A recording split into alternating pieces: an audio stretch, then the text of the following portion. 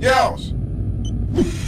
Hey there, Yeousch, Darvin here, and this video is all about helping players who are basically this turn into players like this. Because players like this have a few tricks up their sleeves that make players like this miserable. And I'm going to show you all of them in this video. First off, I'm going to do these on a rating system on a 1 to 5 scale, and 1 being the low end, 5 being the high end, both on difficulty and effectiveness for each tactic that veteran players use in Call of Duty. So let's go ahead and get started.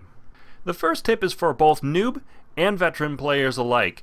Go into survival mode in Spec Ops and practice there. You get to see all of the multiplayer maps, and if you're struggling with some certain tactics, you can use that as an excellent training ground for you because you just have a wave after wave of enemies to work with, and it's a really good place for you to hone your skills. For each of these clips, I'm going to show you what it looks like in survival mode in Spec Ops, and then I'll show you some in-game footage as well.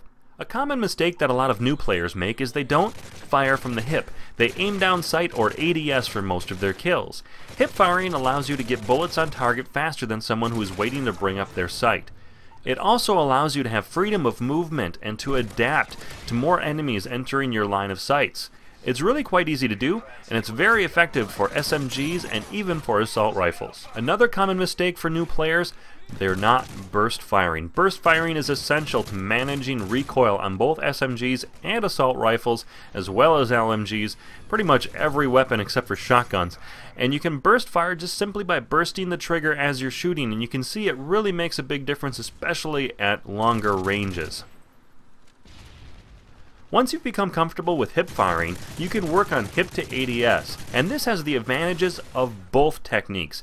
Hip firing to get shots on target quickly, and the aim down sight functions to zoom in the screen slightly and have the auto aim help you to stay on target.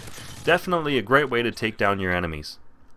Drop shotting is very common in Call of Duty because it's very effective. If you're a new player, I highly recommend as quickly as possible to change your button layout to tactical rather than default, and this will allow you to drop shot a lot more effectively. For veteran players, this switch will be a little bit more difficult and it's going to take some time, but it's definitely worth it. If you don't know how to change your button layout, I made a video in this series on my own channel that you can check out. It's Darvin Does It, episode 1 for Modern Warfare 3, and I go through game setup and I cover things like tactical layouts, colorblind assist, and a few other tips for you as well, so be sure to check that out. But you can see drop shotting is definitely very effective. Jump shots haven't been incredibly effective for me in Modern Warfare 3 as much as they have been in previous Call of Duty titles, but if you master the drop shot, doing a jump to prone has proven to be incredibly effective. It's very difficult for people to track you through the motion of a jump and then a quick prone as well. Most people can't keep up with that even if they're hip firing with an SMG. It really gives you the advantage, especially in close engagements. Side-to-side evasion is incredibly effective, but it's very difficult to master. For me, whenever I started shooting someone, I pretty much froze and it was hard for me to move. This requires you to use both analog sticks and you're able to move side to side as well as keep your aim on target. It's very difficult to track a person who's moving around a lot while you're trying to shoot them.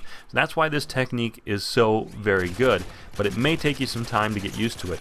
Really good for hip firing with SMGs and assault rifles. It's also very effective for that, but it is a very, very powerful technique that may take some time to get used to. There you are. I hope you've enjoyed this tutorial on a few different things that you can use to become a little bit more like this guy and a lot less like this guy. My name is Darvin. Thank you for watching, and I will go ahead and check you later.